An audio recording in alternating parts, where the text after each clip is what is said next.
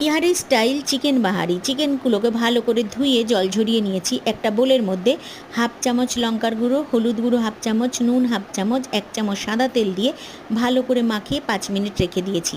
কড়াইতে সাদা তেল গরম হয়ে গেছে, চিকেনগুলোকে ঢেলে দিয়েছি। এপিট ওপিট করে হালকা কোটিং করে নামিয়ে নিয়েছি চিকেনগুলোকে। ওই তেলের মধ্যে শুকনো লঙ্কা, তেজপাতা, কয়েকটা দারচিনি ফোড়নে দিয়ে দিয়েছি।